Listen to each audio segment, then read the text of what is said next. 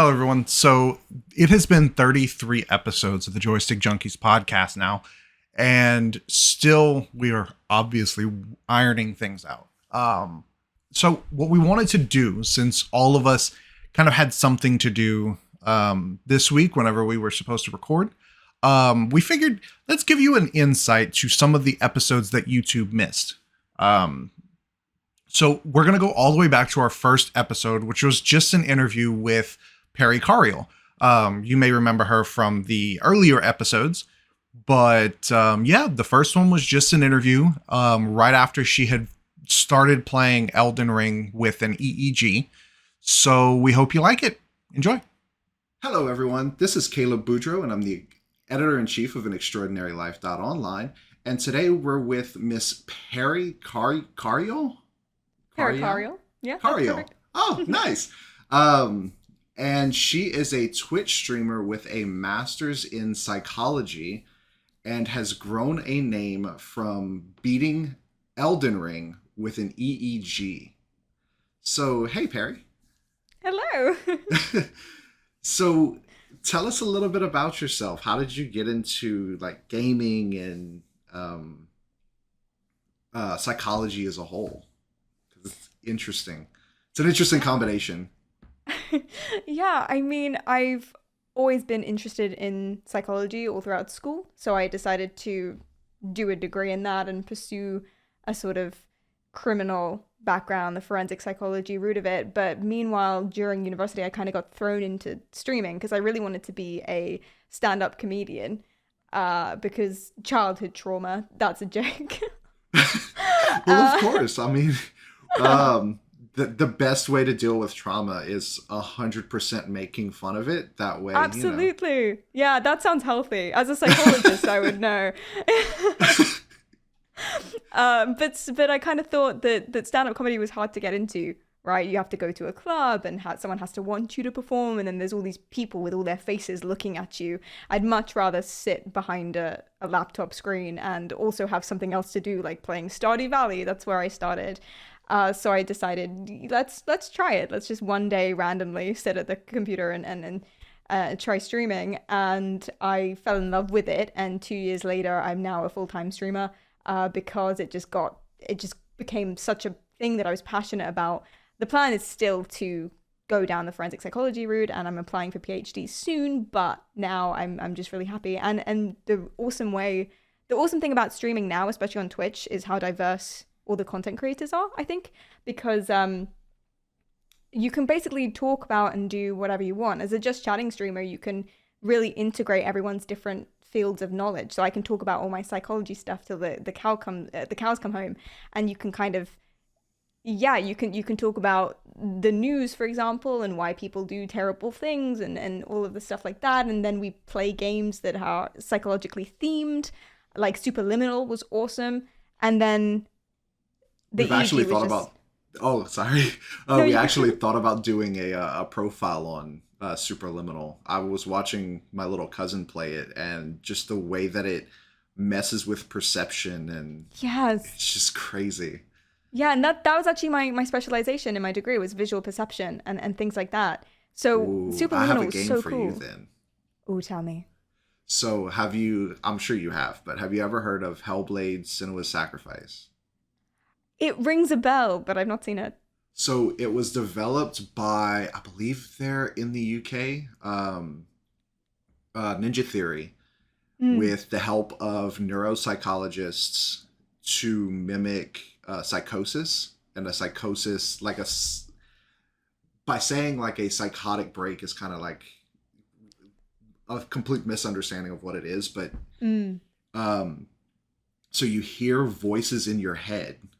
There's no HUD, there's no like UI, there's just voices.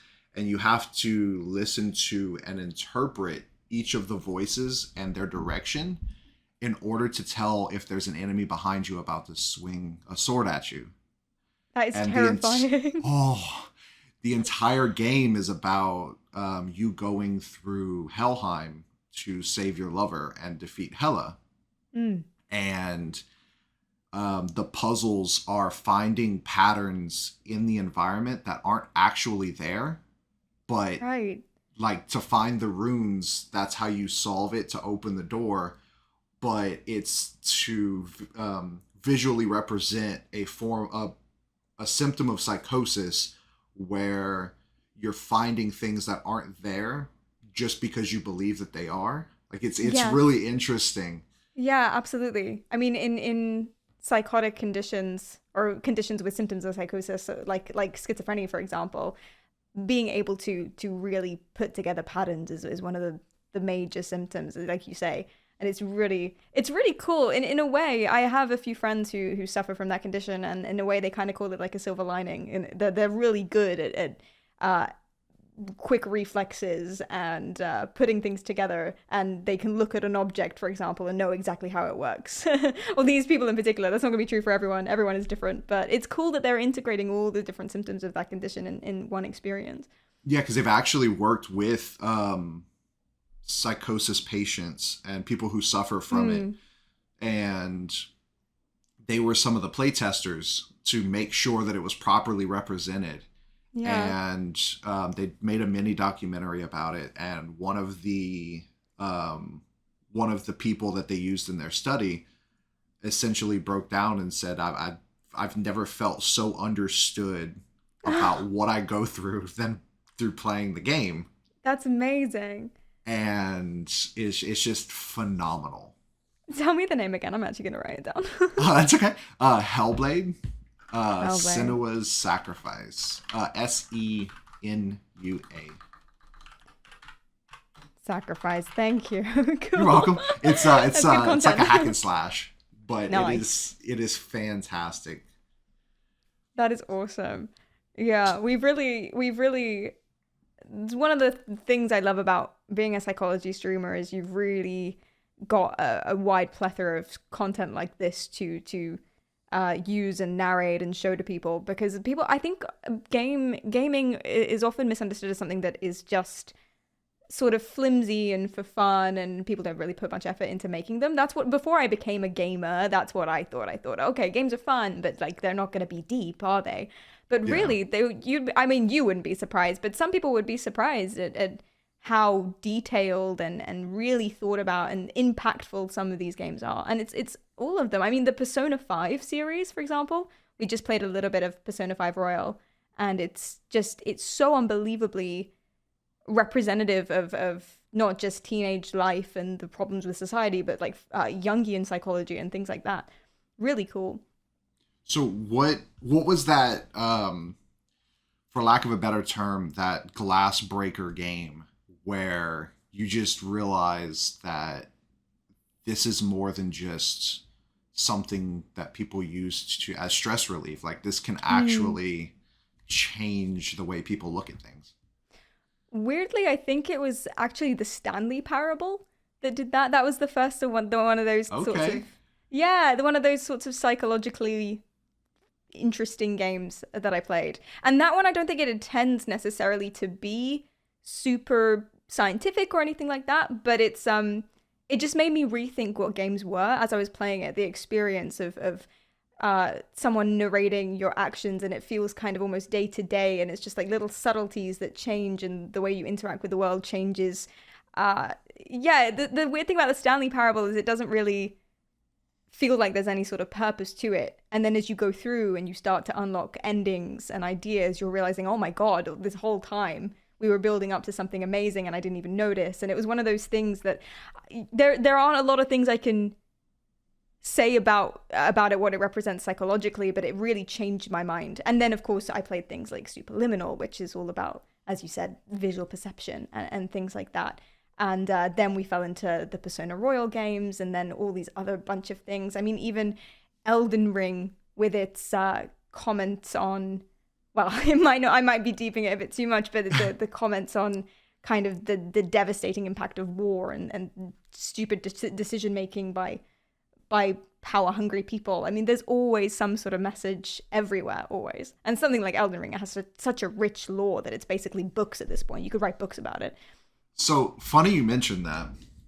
So as you can see in the background here, there's quite a few books. So I have a ton of strategy guides. Mm. Hey. Elden Ring has 2. It is 2 this thick. The second one is still being worked on. That is thick. This one is for the dungeons, lore, characters, things like that. And then like where to find the bosses. And the second one's all about quest lines, weapons, spells, how to upgrade them, like in order to build out your whole thing. It's incredible how there are some games that come out unfinished or buggy messes, and then there's Elden Ring, who comes out almost so complete that you need 1,000 pages just to tell the entire story, essentially. Yeah. It's such an impressive game.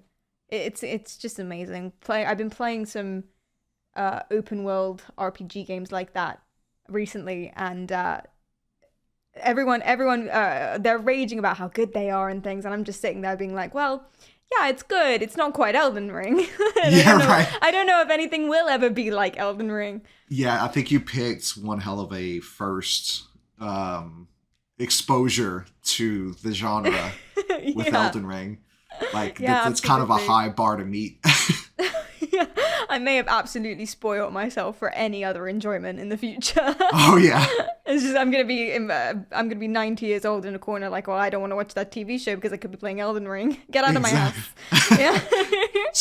So at what point did you switch from just a standard? Well, I'm not saying standard as in like you weren't being unique, of course, but just a mouse and keyboard or controller streamer to doing something as incredible as the EEG, because that is just wild.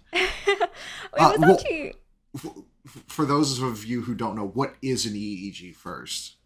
It is a system, basically a device that's built up of a bunch of different electrodes, which are these little nodes that sit on top of your scalp. And mine only has 14, but you can have as many as like 300 of them.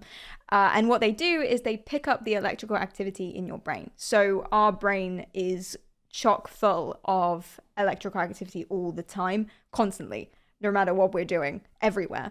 But what changes, depending on what we're thinking about, what we're visualizing, what we're doing, me talking to you, for example, is very different from me meditating in the corner. What changes there is the types of brain waves, so the frequency of the electrical activity, and then where it is in your brain. So sometimes it'll be focused in particular parts because particular parts are doing things more or less, depending on what it is.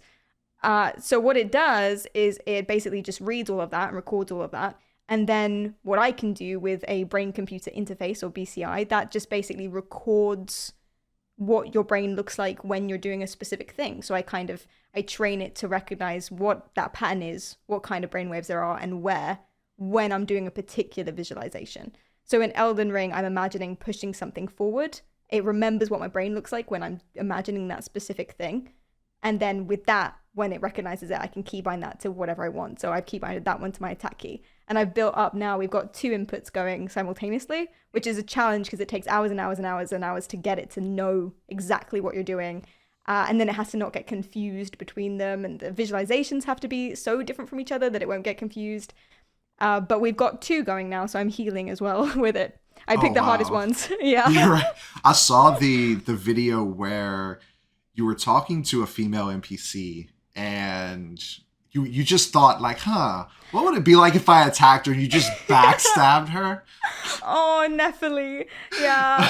Oh, no. And she is so important as well, because she basically just carries you through Godric and the like first big boss. And I really needed her, and I know very bad. I don't think she was going to help you after that. She wasn't too hot on me after that. No, weirdly. I love it when people come up behind me and stab me with a sword. I don't know what her problem is. Maybe that's just because I'm from London. That's cheeky. A little bit. Yeah. So, what gave you the idea of attempting to beat it with an EEG? Like, I know people have done some wild things with Dark Souls before, like beating it with potato controllers or beating it Yes. with a DDR pad, but an EEG. That's just It kind of all built up so slowly, really. So I've always had like weird little tech things. When I was studying music at uni, I was my specialty even then was the technological side of things. And so we've always had like weird tech stuff on the stream. So chat can press my keyboard keys, for example, with a channel point redeem. I have a tens unit on my arm. They can trigger it and make my muscle spaz out with the tens unit. Really cool. ooh. I know. And there's other things like that. I have an OpenAI chat bot, and we've kind of just been having these things constantly. So when I saw, and obviously in my psychology degree, I knew about EEG and I worked with EEG sometimes. So I knew it was a thing. So when I saw and accidentally stumbled upon the fact that you can get personal use Bluetooth, relatively affordable EEG devices, I thought, well, that's cool. And I just wanted to integrate it. I didn't really have a massive intention for it straight away. You can pull up a 3D visualization of your brain and it shows you your activity and different kinds of colored brain waves and where it is live in real time. It's awesome. And so I first started using the EEG, having that as an overlay on stream while I was playing horror games. So I've got some videos on that. It's really cool That when is there's a jump awesome. scare. When there's I've a jump actually- scare. Yeah. I've actually thought about doing a heartbeat monitor with horror games. Yes. Yeah. But I'd never heard of, or I'd never thought about an EEG and whether or not that would be possible. Yeah, I didn't know it was possible until I literally accidentally stumbled upon it. It's awesome and it's really easy to do. I mean, if you have, I guess the funding, I was lucky enough to have a little bit of savings that I had like tucked away for something cool like this for the stream. Mhm. So I decided this was a good use for that, and yeah, no, it's really cool. Like in a horror game when there's a jump scare, you see a bunch of my brain lights up pink basically, and pink is a higher frequency type of activity. So it's really me freaking out, and it's awesome. And it's actually a little bit embarrassing because before when I played horror games on the stream, my kind of thing a little bit, not so intentionally because I am a little bit like this, but my thing was being really stony face and cool about it. Like, oh, why would you be afraid of this? It's a cartoon. It's a kid's game. What are you talking about? Yeah, like somebody just jumps out. Oh, hey, buddy, how Yeah. you doing? Exactly. But you can't get away with that when you've got a No. monitor of your brain. 'Cause No, I don't think you- my face is blank and the visualization is bright pink. Oh dear. Yeah, and then I realized that it came with this brain computer interface software and it could record your pattern of brain activity. And then if you can record something, you can keybind it, obviously, because you can do that with literally anything. Yeah. And I did a bunch of research and a little bit of programming and then I thought, what game would work with it? My first thought was Minecraft, because everything is always Minecraft, right? Of course, it's the quintessential sandbox game, Exactly. especially with so Yeah. much sand. Yeah. And then I thought, I did a little bit of that, but I never posted any of it. And then I thought, hey, what's the hardest possible challenge to do? I mean, you definitely went for one of the hardest. Now, if you were to go with Sekiro, Oh my, Ooh. yeah. because I at least thought with about Elden Ring, you have the spells, you have distance fighting. With Sekiro, it is in your face all the time. If you get one misinput, you might as well just restart. That's next. It's got to be. It's got to be. People in chat always say Sekiro, always, always, always. And they're like, oh yeah, you can do this with Elden Ring because Elden Ring is easy mode or whatever. It may have been easy mode. It's not anymore. Oh no, the further you go with Elden Ring, the more you unlock and discover. It is just wild how difficult it can be. Yeah. Have you gotten to the lobsters yet? Oh no, I've seen the lobsters. Do you mean the don't ones in mess with them. Liurnia? Yeah, don't mess with them. They are harder than some bosses. But they're just like there. They're just in the water. Yeah. They're just Oh, like no. regular enemies, but like barely anything messes with them. Like barely anything penetrates the armor. But Wow. whenever they hit, they hit. So like even with a lot of health, they can knock you down pretty far. And it's dear. yeah, it's crazy. Like Yeah, there is a thing with crabs and crustaceans and things in the Dark Souls franchise, isn't there? pretty much There's a that and poisonous areas. Like yes. Miyazaki I'm pretty sure it's Miyazaki. Yeah, I think that's right. Yeah. He just loves his poison areas. Like I'm a huge fan of Bloodborne, which was the PlayStation exclusive one, and it was actually the first game I had ever platinumed on PlayStation, which wild. Actually won a free PS4 Pro because of it, but that's a fun story. What does it mean to platinum a game? To 100% it. So you get all of the achievements, you get everything. So for Bloodborne in particular, you had to get all of the weapons, get all 3 endings, all of the armor, beat all of the bosses, including all of the Chalice dungeons. That is dedication. How long did that take you? About 2 months. Nice. Yeah. Well, like I said, I won a free PS4 Pro. So like I kind of had that incentive, like, okay, I'm borrowing my buddy's PS4. If I can do this, I get my own. So I'm gonna try. And sure enough, it's all about like, oh no, I did it. Yay. Oh no, I guess I have to play Bloodborne now. Yeah. Sorry, Mom, homework has to wait. But it was great. Like, but there's an entire like separate area that's nothing but poison. Like to get from place to place, you have to run down a river, and the river is nothing but poisonous water. So like you have to go through it and then jump on this small little rock where you can, wait for the poison level to go down or take an antidote and then run through it again. And it's just, he loves those. Yeah. Oh, I recently there's a Lake of Scarlet Rot, similar sort of thing. Yeah, in Elden Ring. I recently had to cross that. So stressful. Yeah. We accidentally stumbled upon a boss there. And that was one of the most annoying bosses I had ever seen. Because you think he's fine. You think you got him. You got him on the ropes. And then he'll just heal twice and go back up to half health. That is so annoying. Like, okay, cool. That breaks the rules. You're allowed to heal. They're not allowed to heal. Right. Totally breaks the rules. No. And they're supposed to take breaks between their attacks and follow the same pattern. Otherwise, what are we doing? Who knows? Maybe their pattern's just like 30 times longer than the rest of them. Meanwhile, you're sobbing. Right, I'm like, oh, I almost had it. I haven't slept in 4 days. Or have you seen The Big Bang Theory? Yeah. So Sheldon Cooper, I don't need sleep, I need answers. Yeah, exactly. Oh god, that's how I felt about Renala. See, surprisingly, Renala's meant to be an easy boss. Like, she's only like the second or third one that you're supposed to do in the game, and she's right at the beginning. And she's a puzzle boss, right? So you have to kind of like kill her kids first, and it's just running around mostly, and she doesn't even attack you for most of it.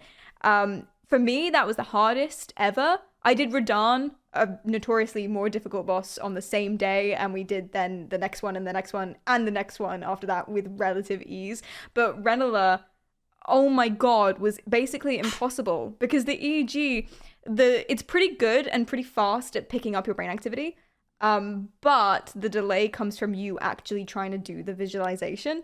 So it's it feels like, imagine you're using a heart rate monitor and you have to get a particular slow BPM to trigger a command. It feels like actively trying to slow your heart down. That's the same sort of like physical process. And so trying to do that while being attacked on all sides, and then you only got about 2 seconds to actually hit her, it's just... I was about to ask, how in the world are you able to control your reactions at that point? Because if you are getting attacked from all sides, you have multiple people coming in, how do you just calm your mind enough to visualize? I think you said pulling towards you was healing and pushing away was attacking, right? Yeah, we actually changed that second visualization now because it was too similar to the other one. So it's now a plate spinning. So I have people, when I need to heal, I have people in my chat screaming, spin the plate, spin them faster. That's great. Yeah, that one's working way better. It's definitely the best iteration of that. It's tough. It's really difficult to just kind of you have to ignore everything that's going on around you. Because otherwise it's just impossible because you're thinking about all these different things and you're stressed out and you've got this big this big boss lurching at you with knives, and it's terrifying. Yeah. And you have to completely ignore that. And the main thing, and something I didn't consider until I'd already trained it up, so I had to reset the training and do it again. The main thing is that when you're like dodging and rolling and moving around a boss, your screen is moving, right? So your screen can be spinning. And the visualization is a motion one. So if I'm imagining a plate spinning, or if I'm imagining pushing something forward in stillness and my screen is spinning, that really I have to literally try to make my eyes go fuzzy and not look at the screen and also not die. So I'm also on the controller, dodge. And another thing I didn't realize as well. So this was, I've done countless iterations of these and that's why it's taken so long to build it up. Another thing I didn't realize was that when your fingers are moving, that is brain activity as well. Like your brain controls that. So I didn't incorporate the fact that I would be moving with the controller or pressing other buttons with it at the same time. So when I was doing that, my brain activity was different and I couldn't heal or I couldn't attack because I had to drop it and it was just I remember seeing that where I'm not sure what the boss was. You were attacking it from behind. Or maybe it was just a regular enemy. I think you mentioned it was a dragon just sleeping. Yes, the Grail dragon. Okay, so like, if in that case, like you were just sitting there with your hands in front of you to show that you weren't actually inputting anything. Yeah. How do you go from something that's just that? Okay, this is like a training thing to just everything everywhere all at once, where you have to have all of this brain activity because you have to dodge, you have to run around to get your position. Like, how do you practice and train your brain to do all of that? Literally just practice, pretty much. I'm sure there's a more scientific way that you could do it. I've trained up hundreds and hundreds of trials of patterns of it looking at my brain activity, and I've tried to also train them sometimes when I'm playing the game and sometimes when I'm not. So it recognizes dodging around as being neutral now. I hope so. I've tried to make it do that. But I think honestly, and I tell people this and they don't necessarily always believe me, but I think a lot of it is me. Just I've gotten better at kind of blocking things out and focusing, and I have quite a few symptoms of ADHD. So hyper focus for the win. Oh yeah. Yeah, so it was tricky to kind of make my brain always do what I wanted it to do all the time. And I think genuinely, I've gotten better at that. And I think I've gotten better even when I'm not playing Elden Ring. I think I've gotten better at focusing in general now, which is pretty cool. Which is awesome. A weird application that I didn't think of. Yeah, I've found that whenever I'm doing cable management at work, because I work on like financial computers, so whenever I'm doing like large scale cable management, I just have AirPods, like with the noise cancellation. Yeah, and it just puts me into this whole like sound stage, like no one else is around me. Nice. That way I can hyper focus. Because I find if I hear too much, then I either get aggravated or I just lose track of what goes where. Yes, So exactly. That, Yeah. It's really hard to multitask as a streamer as well, because I'm sure you find this in everything. But when I'm trying to, I don't understand how other streamers can kind of reply to my messages while they're streaming and also keep talking at the same time. And I'm just like, hold on. How do you remember what you're saying? How do you remember what you're doing? How do you keep track of all these things at once? I don't get it. Oh yeah, it's definitely a skill because like for me, I mentioned that I had a background in journalism, but with the ADHD, I lose interest very quickly. So I will have 3 profiles going at once. So I'm not sure if you looked at the website at all. But we don't do game reviews. We do profiles. Yeah. So if I find at any point that it starts to feel like a chore, I realize that I start losing interest, and it's just like, I don't want to do this anymore. So I have 3, and whenever I find that I'm losing interest in one, I will jump to the next, and then either jump back to the first whenever I lose interest in that one, or jump to a third. And just depending on what inspires me that day, I'll go back, and then somehow all 3 of them will be finished at once, and now we have enough content for 3 months. Like, it's amazing. It's That's wild brilliant. whenever you find what works for you, you know? Yeah. And what's really interesting as well is that how everyone is so different.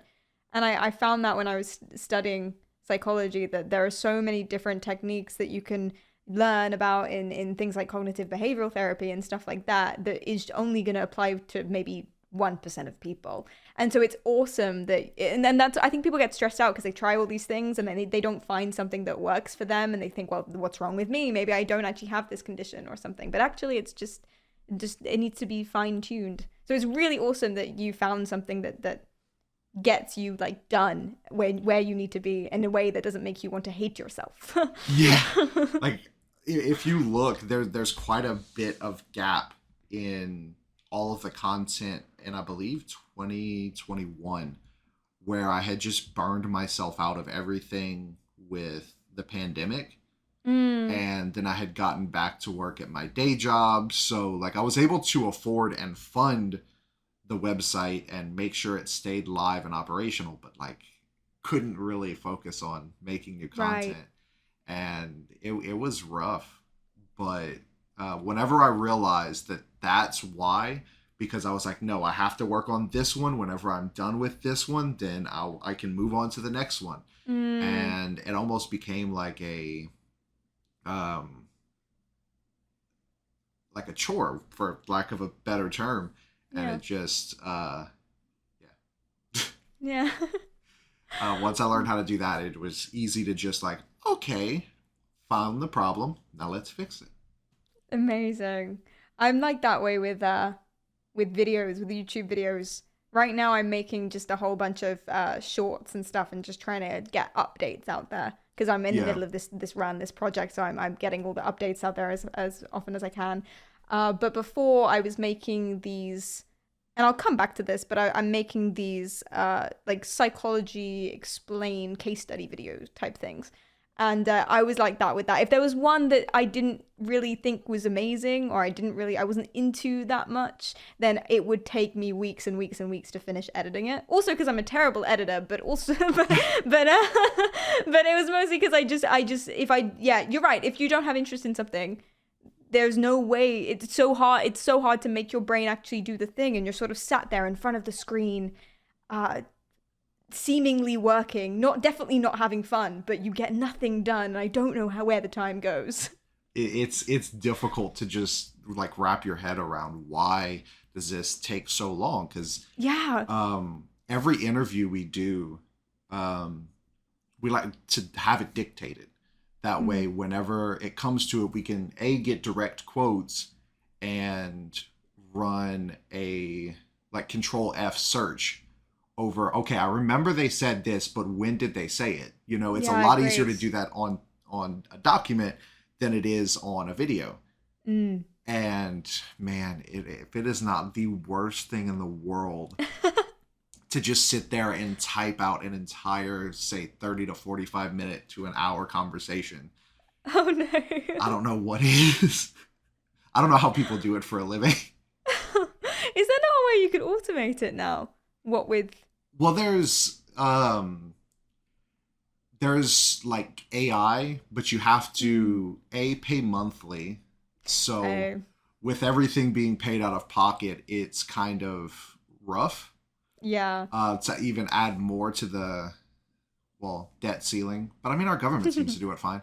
And then from there, it's kind of like a security thing, right? So if you're doing an anonymous interview where the interviewee wants to stay anonymous, you shouldn't run it through an AI that will keep the file on its servers to learn from. So it's like, you know, I didn't even think of that. That's a really good point. So unless it becomes like, hey, for $300 flat, you will get a perpetual license to this program that doesn't connect to the internet. It is just a literal program. Then I don't see that. And with the way the world is going with subscription-based products, I don't see it going anywhere. Yeah, that's a fair point. You could always, once the debt ceiling gets a little bit better, you could always outsource that. True. Menial work, someone else do it. Right. Like it's like even cloud-based. Fun fact, did you know that Google Drive and like Microsoft OneDrive, Oh no. everything that you upload to it no longer belongs to you? They can delete it from your Google Drive and not tell you. Like they own it now. Yeah. What? Look in the user agreements. You're Oh using my their God, hardware. No. Like- This is why we should read the user agreements. That is 100% why. Like I have an entire server on this side of the computer that is all for like videos we record, scripts, profiles, screenshots from video games, like the whole 9 yards. And it's only accessible if you're here. Like, so if my Nice. if one of my writer Morgan, she's our lifestyle writer, if she comes over, she can pull interviews, and if she wants to dictate them, and then she has them on her computer now. So, you know, there's another file out there, but it's all centrally located to make sure that, you know, people stay anonymous who want to be anonymous. Oh, that's good. That's such a good idea. So, what kind of projects do you have coming up? Oh, well, Besides the Psychology Explained. right. With the EEG stuff, my goal is to, by the end of the year, make a controller out of it so we can do a game and entirely hands-free. It might not be a Dark Souls game. Well, maybe it will be a Dark Souls game, but it might be something a little bit easier. But yeah, I would start with a walking simulator. That is a really good idea. And then we could put that into Minecraft. It all comes back to Minecraft. It's always Minecraft. That is 100% true. That might not all be visualizations and patterns of brain activity being key behind it. It might be things like gyro controls, because you can move and then it'll move and things like that. True. Facial expressions, stuff like that. I know the company that I'm I'm about to start working with, they're working on emotions being part of it. I don't know how far that could possibly go, because I know that emotions doesn't necessarily have the same impact on your brain activity as other things do. But yeah, things like that. And we're kind of starting to integrate different kinds of technology into it. I actually have a whole list of stuff like this. Where is it? I'll find it. Nope. I know Ninja Theory, the company behind Hellblade, were interested. I forgot what they called it. It was projects. While you looked up that list, I'll look up the project name. But it was essentially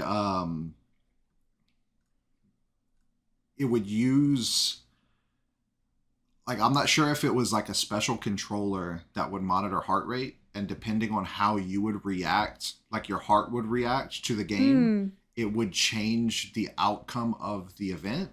Yes, I didn't know that that was a thing that already existed. I was talking to my partner about that. And we were considering doing something like that with the EEG, like if there was more, or even with a heart rate monitor. So this more scared you are by a horror game, for example, the more they Pretty attack much. you. Because I remember there being a game. What's it called? It would basically give you like a psychological exam before to see what you were afraid of, Oh no. and it would use that against you. That is amazing. That Oh. is fantastic and evil. Project Mara. Let's see.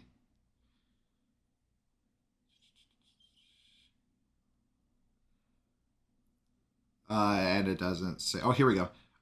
It's a focus on recreating the terror of mental health issues and will be based on real lived experience accounts and in-depth research.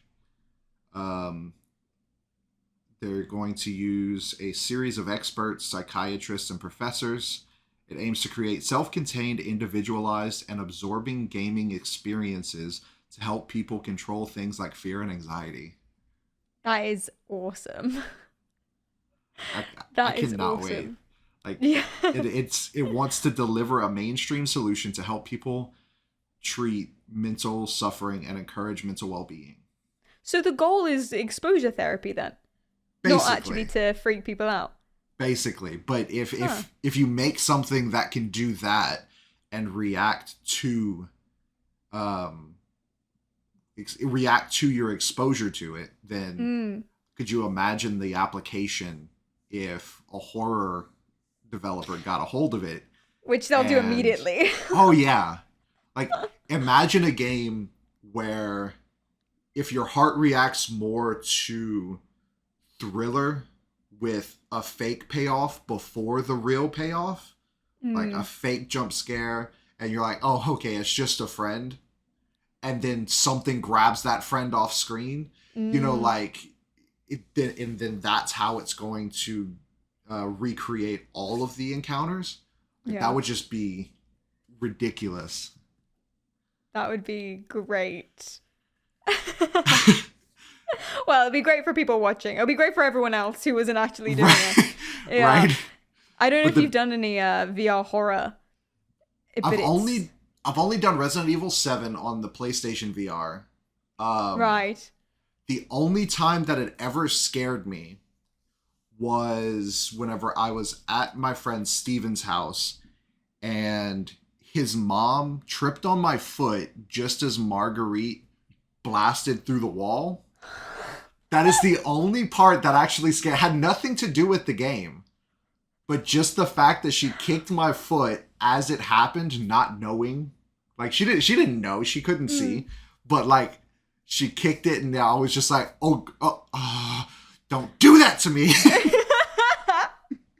Oh my god, that is awful.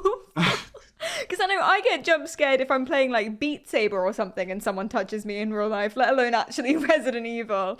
Like that Right. would be a whole that would be a whole other thing. I mean, I'm fine with horror games. I play horror games on stream all the time. I'm fine with them. But there's something about VR for me. You sound way harder than I am, but just like the Phasmophobia is not a scary game at all, I think, on the PC. But I did the VR Phasmophobia introduction where they tell you there's no real ghost and nothing is going to attack you in this round. It's just for practice. I couldn't do it. I couldn't get through it. I was like, no, I'm stood in a dark room. I'm out. That's it. That's as much as it was for me. But I've said to chat that if we get a certain number of goal points or whatever, like threshold things, then we'll do VR horror and they can watch me shit myself live on Delightful. So if you're looking for horror, one of the games that I wanted to profile but never got a chance to because everything else kept coming up was, I want to say it's called Welcome Home Sweet Home. It is it's forget if it's like I forget which country of origin it's from. I know it's like it's Japanese horror. So like The Ring, where it's like gory psychological horror, and look, I think I can share my screen. Ooh.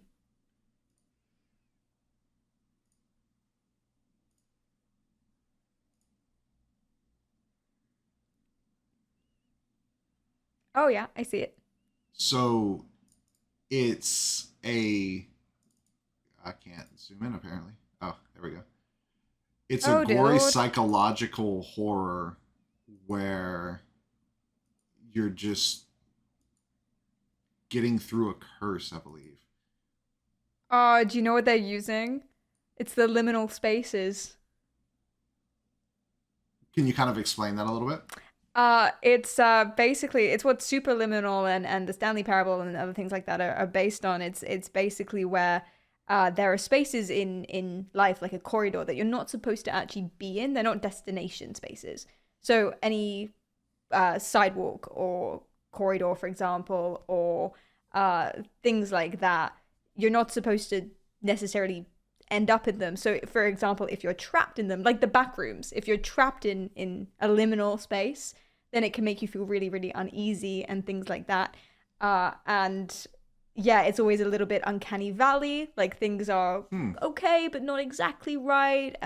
So, for example, there's one backrooms game coming out, backrooms themed game coming out, where you're stuck in a never-ending IKEA. Oh, Yeah, wait, and hold on. these... I think they actually had to cancel that game No, because IKEA got really mad. I did not hear about this. Let's see. I guess it would put like kids off going there.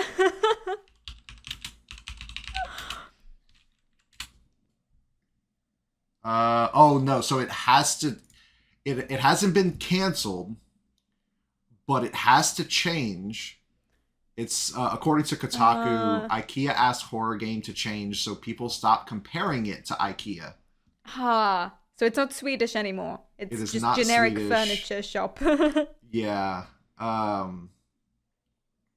Yeah. I do understand them, to be fair. Like that can't be good for, although maybe publicity, but do they need any more publicity? Probably not.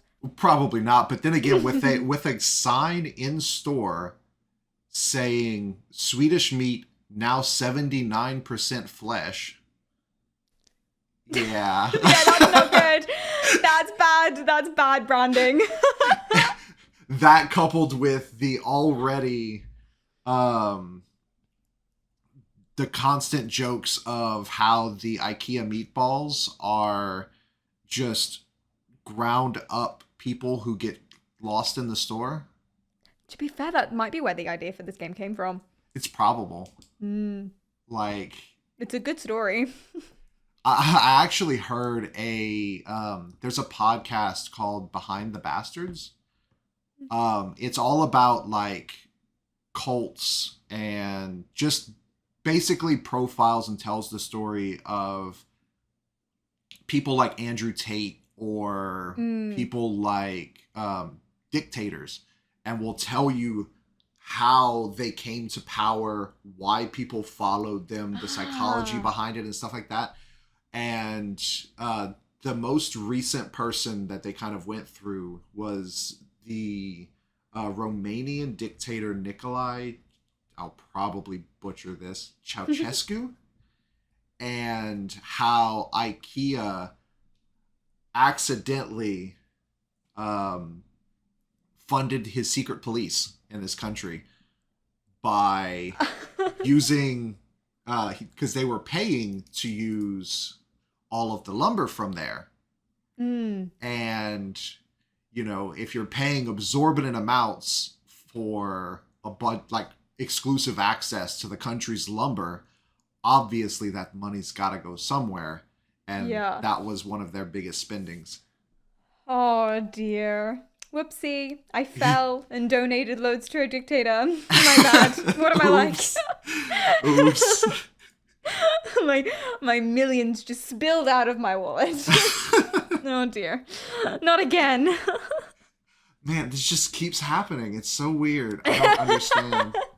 And it happens like about once a month. Oh no, in the same increments. But I was wrong. Home Sweet Home is based on Thai myths from Thailand, not Japanese. But nice. It kind of has that Asian ring-like horror. If you've ever seen that movie. I've seen it brief. It's been on in the background while I was also in the room. Well, like that kind of body, like where bodies twist in weird ways, like that kind of horror, where it's Uncanny like this Valley. should not happen. Yeah. Yeah. It's that kind of horror. I love Uncanny Valley stuff. I find it fascinating. It was my favorite thing at uni, I think. My favorites. It was only one lecture we did on Uncanny Valley, and we did it based on like robots and AI and stuff. And then we basically the point of it was to learn about whether or not like babies who are maybe 2 weeks old can recognize their mum properly. So there was a study where they meshed together the baby's mum and then with a AI synthetic version of her, and they just made her slightly not human looking. And they looked at where the babies looked at longer, because that's meant to sort of sometimes represent how much they like them or like the image. And they can. It was really cool. They can. Yeah, babies are cool. they can do lots of stuff that we don't think they can do. But that lecture was just the most fascinating thing, and that's what made me start playing horror games on stream. Actually, me wanting to investigate that. I did because usually when I play a game or like a new game on stream, I'll have the first 2 hours just chatting about the topic. So we did. Oh, I think I went too far with this one, but we played High on Life, the Rick and Morty. Yeah, and that whole thing with Justin Roiland is. Did you hear about that? Yeah. See, my sense of humor is basically the sense of humor from Rick and Morty, and I'm deciding now that maybe I need to change my sense of humor so as not to. I mean, it's not a horrible sense of humor. It's just maybe the guy behind it is not that great. Exactly. Of a person. Yeah. I can't say oh geez anymore without kind of sort of saying I support domestic violence.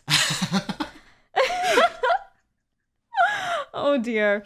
But I've been realizing this recently, that no matter, this is a bit depressing, but no matter what you do, there's always someone awful profiting at the end of it. Justin Roiland a little bit more so, because he's literally the face and the voice and the writer and everything, like it's right there. But with everything, there's someone, the guy from IKEA, for example, someone is profiting off something.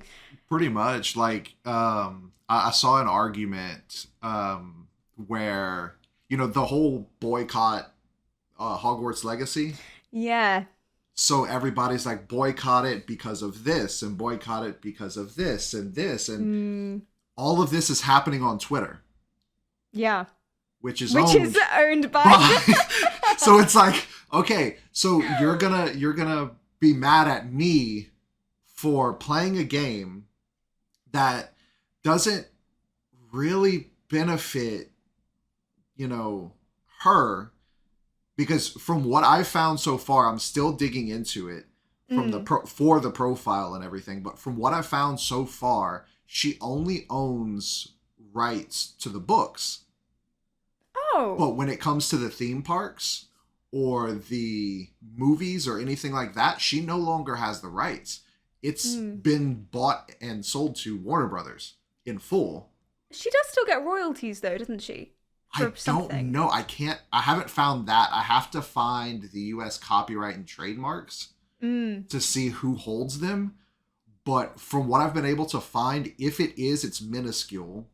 Right. And I doubt it's much more than just, hey, we're using your name. Here's a set fee for it. Interesting. But I could be wrong. That's why I want to go to like the copyright and trademark offices first to be like, okay, who actually owns it? But it's like you're boycotting it on a platform owned by a person who has the exact same views as the person you're trying to boycott. Yeah. And it's like, there's a little bit of hypocrisy here, guys. Like, I can Twitch understand as well. being mad, but like, well, yeah, Twitch. Twitch is owned by Amazon. Yeah. Well, yeah. and fun fact, did you know Amazon, like Jeff Bezos, sure, he's a majority shareholder. He doesn't have anything to do with the company anymore. Yet everybody still blames him. Oh. Like, he still, don't get me funny. wrong, he still profits on everything that they do. Mm. But he has no decision-making process in any of it. Hmm. He's Interesting. not I on did the not know board or a CEO, or he's not in the C-suite or on the board anymore. that. Interesting. I wonder what he is up to. What's he doing? Well, besides just threatening to demolish entire bridges so his super yacht can come through a city. Oh dear. Oh, did you not hear about that? No. Oh, I try not to. It was fantastic. Like he ended up backing out, but he had enraged so many people because he wanted to take his ship down a canal, and in the process he would have had to demolish a historic bridge that had like made it through entire wars.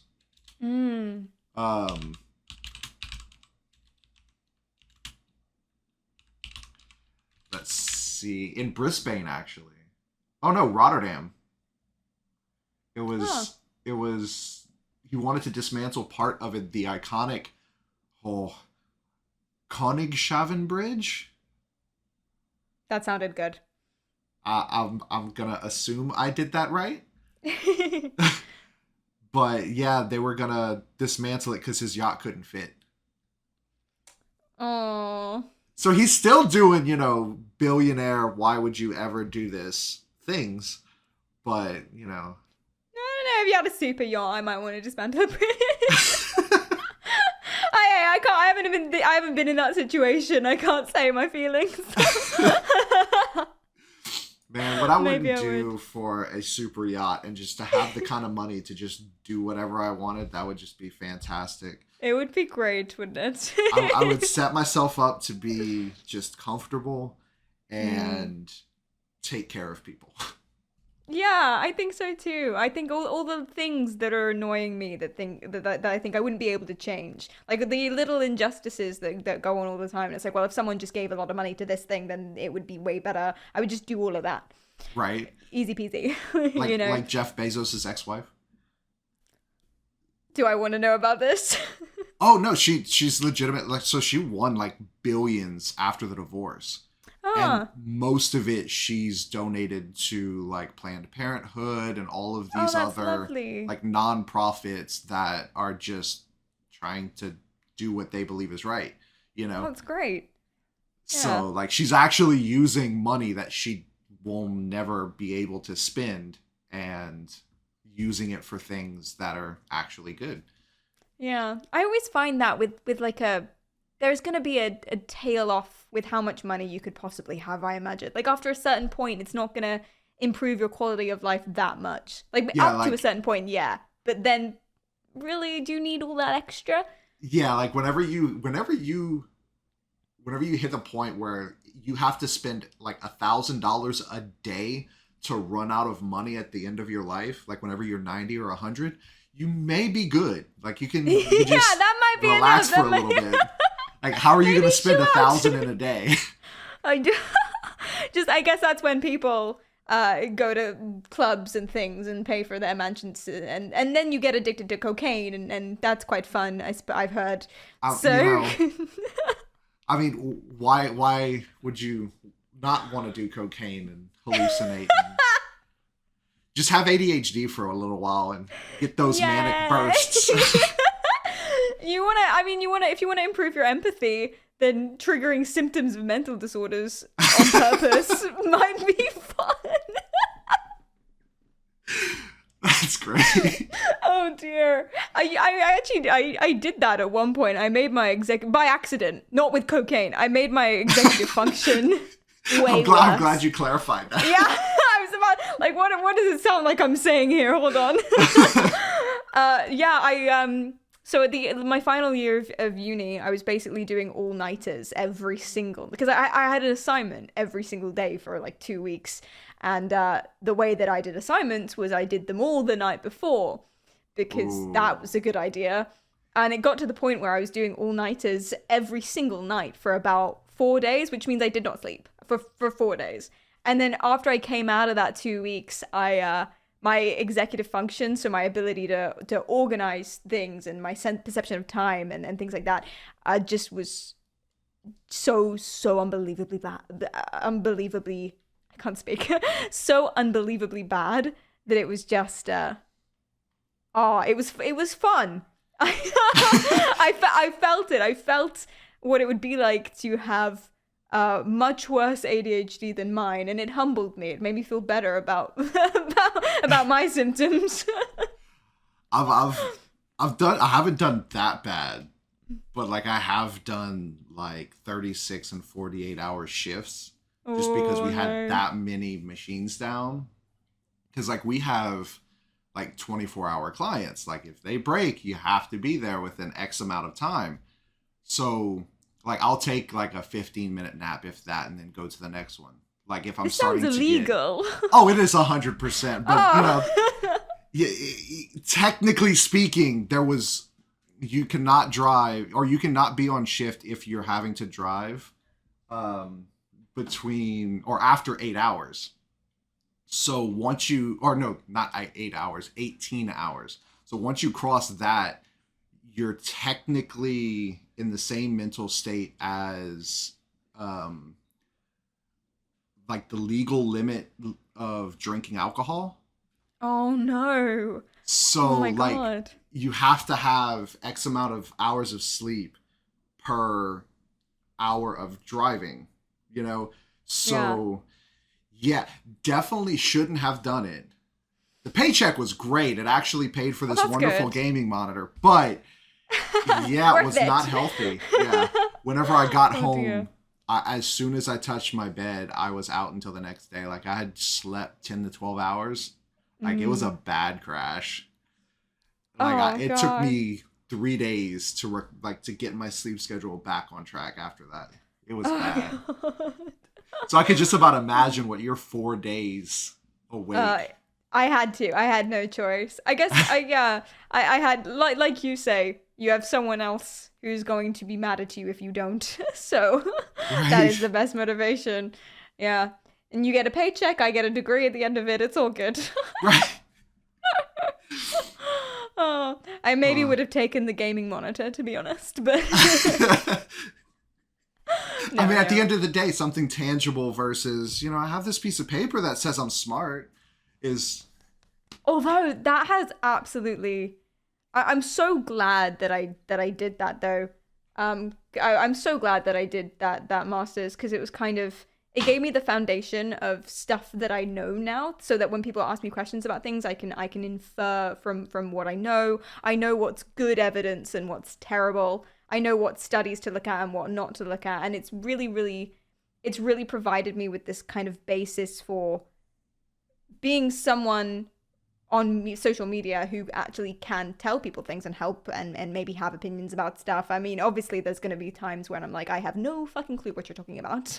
Yeah. I have no idea about any of this, but for most of it's laid the foundation for me to build further research onto that. I think since the degree, I've learned more stuff from researching for streams. So each of my streams had a topic and things like that. But no, it's awesome. And it really helps when people come in and they're like, oh, you're a Twitch girl, you know nothing about anything. And I can be like, actually, like you say, here's my piece of paper. So where's yours? Mm-hmm. Right? That's what I thought. Well, awesome. So we have now been on for like an hour and 6 minutes. Oh my God, that flew by. Right. We're going to have to do this again. Like, this is a lot of fun. I would love to, yeah. So, how about you tell... go ahead and tell us how we can follow you, how we can see and keep up with you. I'm on Twitch. my plugs. I stream on Twitch 4 times a week, Tuesday, Thursday, Saturday, and Sunday. So you can see my schedule there. I'm also, I post YouTube updates and shorts and things on YouTube, obviously, Instagram and TikTok. And then I have a Twitter, which I don't really use, but you can DM me on it. I'm going to start using it more. So all of them, basically. And my username is Perri Karyal across the board for everything. Easy peasy. And yes, my DMs are open on every platform. I don't know. Is that a good thing? I don't know. I don't know. I shouldn't say this, but I recently reopened my Twitch DMs. I had to close them before. I had to close them because I was getting like bombardments of messages while I was live. And on Twitch, they probably fixed this, but they pop up and you can't really, I didn't know how to stop them from popping up over the chat and stuff.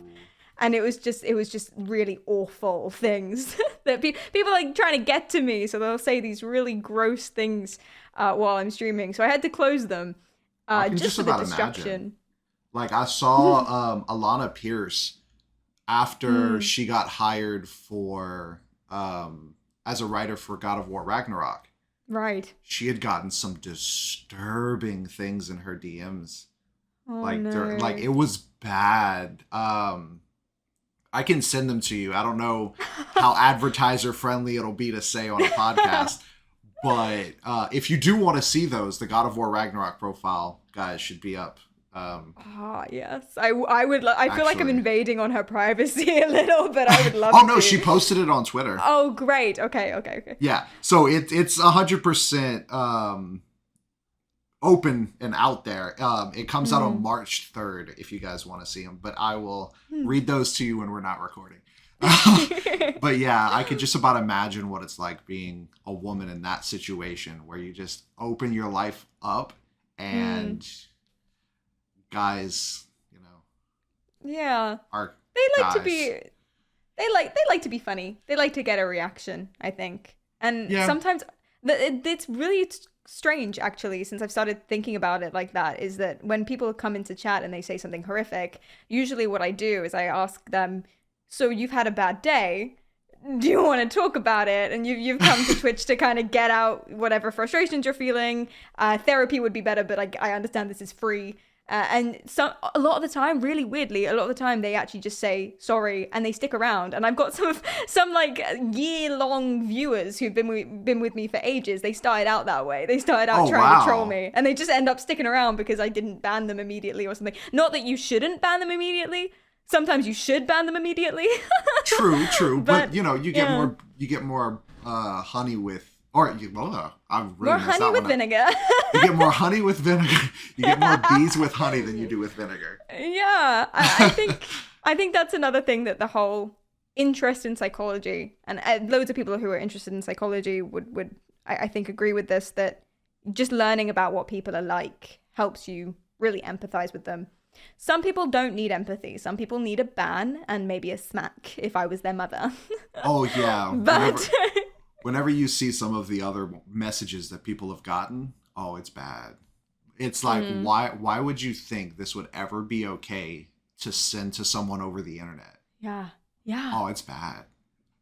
I wonder how many of them actually do think it's okay and how many of them don't care. Like, genuinely, I want to know the proportions there. I want to know the maths. Because it's wild. That is wild. Well, okay, so we can go ahead and end it here. But great, everyone, this is Perri Karyal, and I am Caleb, and I hope you have a wonderful day. And just remember, if you're ever having a bad day, we hope that everything gets better. And if you need someone to talk to, our gaming Discord is on our gaming page, and you can pop in and chat, and there's always someone there. Have a good one.